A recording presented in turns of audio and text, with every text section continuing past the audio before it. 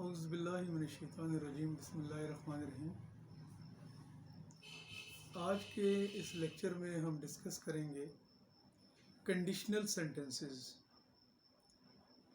Conditional sentences को उर्दू में कहा जाता है शर्तिया जुमले ना। तो इंग्लिश में इन सेंटेंसेस की बनावट कुछ इस तरह से होती है कि ये सेंटेंसेस दो क्लॉजेस पर मुश्तमिल होते हैं। दो क्लॉजेस ना, एक क्लॉज जो होती है वो कहलाती है इफ़ क्लॉज, राइट, और दूसरी क्लॉज जो है वो कहलाती है मेन क्लॉज। तो अब कंडीशंस के हवाले से इन सेंटेंसेस को चार के दर्जे दिए गए हैं ना। जो फर्स्ट होता है उसको कहा जाता है ज़ीरो कंडीशनल, फिर होता है फर्स्ट कंडीशनल, फिर होता है सेकंड कंडीशनल और फिर होता है थर्ड कंडीशनल। हर कंडीशनल सेंटेंस का अपना एक पर्टिकुलर फार्मूला होता है ना। अच्छा, अब देखें ये जो ज़ीरो कंडीशनल होता है इसका जो फार्मूला है जो आपने अपने जहन में रखना है वो ये है कि simple present plus simple present. मतलब ये कि इस सेंटेंस की दोनों ही क्लॉजेज सिंपल प्रेजेंट से बनती हैं ना, और ये 100% कंडीशन होती है। ये ऐसी कंडीशन होती है जिसने फुलफिल होना ही होता है। मतलब अभी हम इसकी एग्जांपल देते हैं तो आपको समझ आएगा कि ये क्या चीज़ होती है। अब फॉर एग्जांपल मैं आपके सामने एक सेंटेंस रखता हूँ, if we heat water it boils at 100 degree Celsius, right. अब देखें इस जुमले के दो हिस्से हैं।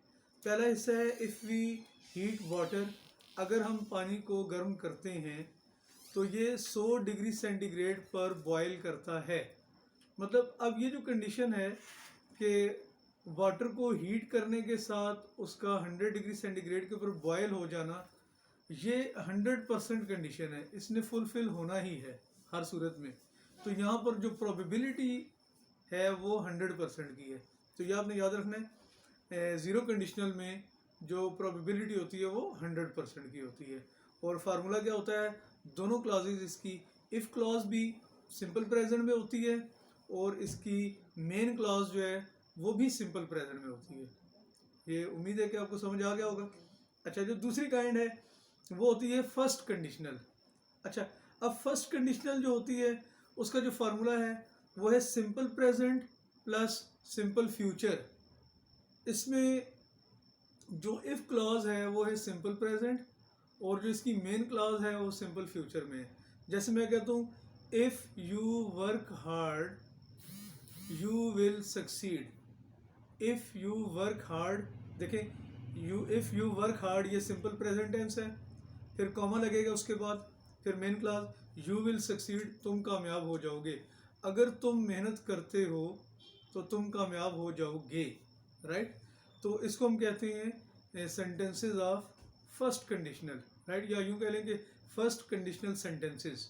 तो ज़ीरो कंडीशनल और फर्स्ट कंडीशनल आपको बताया। ज़ीरो कंडीशनल में इफ़ क्लॉज भी प्रेजेंट में है और मेन क्लॉज भी प्रेजेंट में है। फर्स्ट कंडीशनल में इफ़ क्लॉज जो है वो प्रेजेंट में है और मेन क्लॉज जो है वो फ्यूचर में है, राइट। अच्छा, अब उसके बाद आ जाता है जी सेकंड कंडीशनल। देखिए सेकंड कंडीशनल का जो फार्मूला है वो ये होता है कि सिंपल पास्ट प्लस वुड और शुड प्लस सिंपल प्रेजेंट। अब मैं मिसाल के तौर पे आपको कहता हूँ if he came at my home, अगर वो मेरे घर पर आता, आई वुड हेल्प हिम, तो मैं उसकी मदद करता। अगर वो मेरे घर पर आता तो मैं उसकी मदद करता।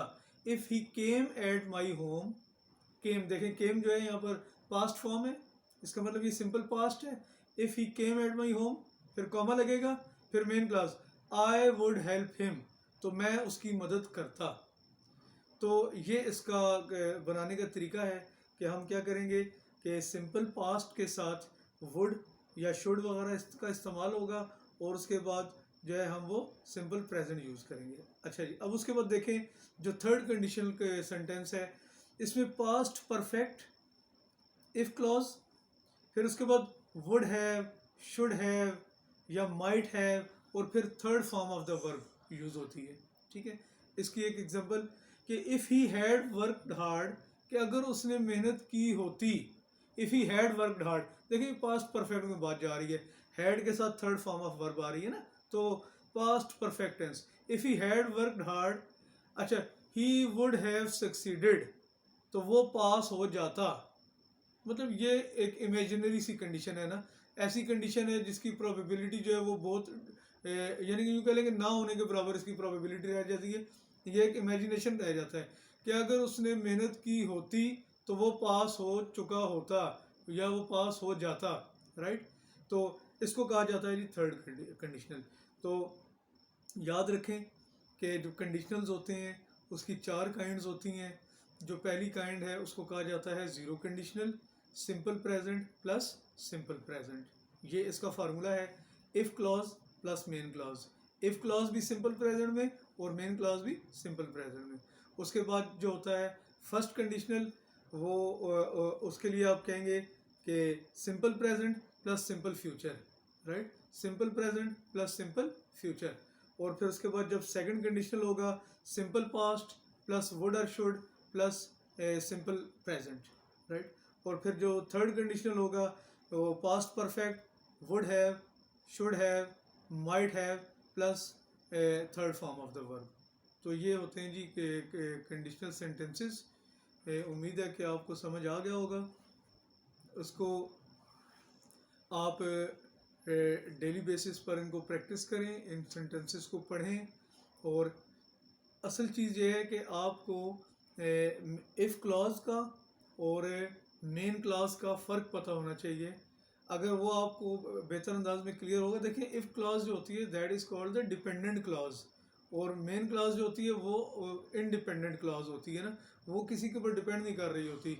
तो कंडीशन जो बनती है वो इफ़ क्लॉज से बनती है, वो मेन क्लॉज से नहीं बनती। बस ये है कि इसको आसान बनाने के लिए इसका ये फार्मूला जो है वो कर दिया गया है। आप क्योंकि हमने तो उर्दू लैंग्वेज के थ्रू इंग्लिश सीखनी होती है, लिहाजा हम उसको साथ में उर्दू में ट्रांसलेट करके जो है हम उसको समझने की कोशिश करते हैं। लेकिन अगर आप इसको सिर्फ और सिर्फ इंग्लिश लैंग्वेज के अंदर स्टडी कर रहे हो तो फिर ऑब्वियसली फिर हम जो है वो सिर्फ इसके फार्मूला के ऊपर नज़र रखते हैं कि इफ़ क्लॉज कौन से टेंस में यूज़ होगी और जो है मेन क्लॉज कौन से टेंस में यूज़ होगी। तो ये आप अगर याद रखेंगे तो फिर आपके लिए जो है इसको समझना जो है वो आसान हो जाएगा। तो कंडीशनल जो सेंटेंसेस का जो कंसेप्ट है ये लैंग्वेज के अंदर बहुत वाइडली यूज़ होता है। आपसे अक्सर जो है वो इम्तिहानात में MCQs के अंदर एक कंडीशनल सेंटेंस लाजमी पूछा जाता है ना, तो लिहाजा इसको अच्छे तरीके से ग्रिप करें, इसको प्रैक्टिस करें, आप जो है वो बेहतर अंदाज में फिर इसको समझ सकेंगे। Thank you very much. Next lecture के साथ फिर मिलेंगे। अल्लाह हाफिज़।